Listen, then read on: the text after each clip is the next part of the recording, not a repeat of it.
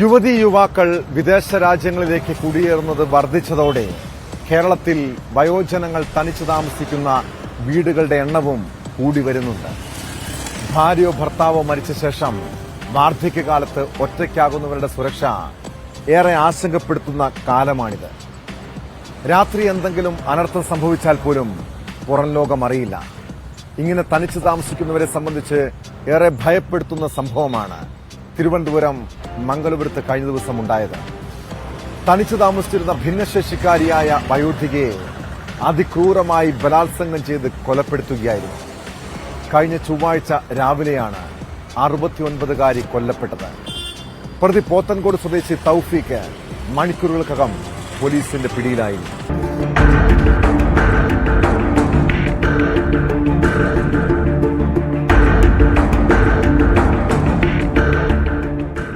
തിരുവനന്തപുരം മംഗലപുരത്തിന് സമീപം കൊയ്ത്തൂർക്കോണം എന്ന കൊച്ചു ഗ്രാമം.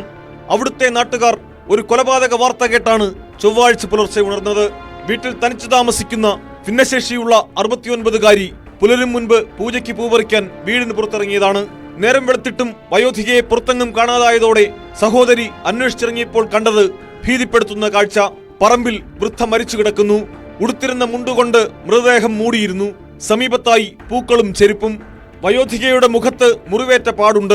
ബ്ലൗസ് കീറിയ നിലയിലായിരുന്നു. കമ്മലും നഷ്ടമായി. കൊലപാതകമെന്ന് ഒറ്റക്കാഴ്ചയിൽ ഉറപ്പിക്കാം. വിവരമറിഞ്ഞ് നാട്ടുകാരും പോലീസും സ്ഥലത്തെത്തി. മോഷണത്തിനിടെയുള്ള കൊലപാതകമെന്നാണ് പോലീസ് ആദ്യം കരുതിയത്. വീടിന് സമീപത്തെ CCTVയിൽ നിന്നുള്ള ദൃശ്യങ്ങളിൽ നിന്നാണ് പ്രതിയെക്കുറിച്ച് സൂചന ലഭിച്ചത്. ഉടൻ തന്നെ പ്രതി പോത്തൻകോട് സ്വദേശി തൗഫീഖിനെ പോലീസ് കസ്റ്റഡിയിലെടുത്തു. തൗഫീഖ് ഷർട്ടിടാതെ നിന്നത് വയോധിക ചോദ്യം ചെയ്തെന്നും ഇതേ ചൊല്ലിയുള്ള തർക്കം കൊലപാതകത്തിൽ കലാശിച്ചെന്നുമാണ് പോലീസ് ആദ്യം വ്യക്തമാക്കിയത്. എന്നാൽ പോസ്റ്റ്മോർട്ടത്തിൽ പുറത്തു വന്നത് ഞെട്ടിക്കുന്ന വിവരങ്ങൾ.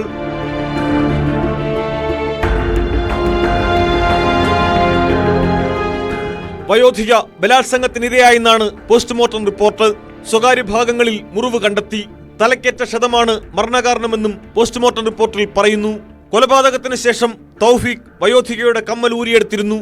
വൃദ്ധ ഉടുത്തിരുന്ന മുണ്ട് ശരീരത്തിൽ പുതപ്പിച്ച ശേഷമാണ് ഇയാൾ സ്ഥലത്തുനിന്ന് കടന്നു കളഞ്ഞത്. വിശദമായ ചോദ്യം ചെയ്യലിൽ പ്രതി കുറ്റം സമ്മതിച്ചു.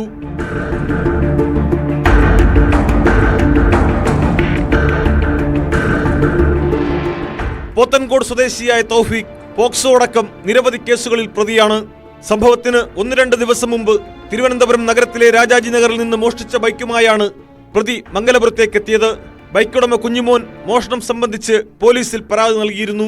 ഇടയ്ക്ക് ബൈക്കിന്റെ ചെയിൻ പൊട്ടിയതിനെ തുടർന്ന് മറ്റൊരു ബൈക്കിൽ ലിഫ്റ്റ് ചോദിച്ചാണ് പ്രതി കൃത്യം നടന്ന സ്ഥലത്തെത്തിയത്.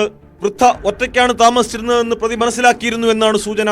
കൊലപാതകത്തിന് ശേഷം വൃദ്ധയിൽ നിന്ന് കവർന്ന കമ്മൽ പ്രതി ചാലയിലെ ജൂവലറിയിൽ 5000 രൂപയ്ക്ക് വിറ്റിരുന്നു. കമ്മൽ ജൂവലറിയിൽ നിന്ന് അന്വേഷണ സംഘം കണ്ടെടുത്തു.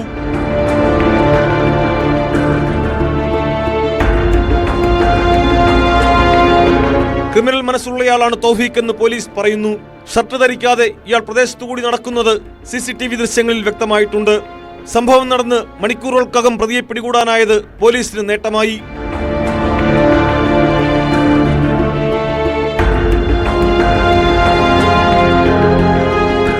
News desk, News 18.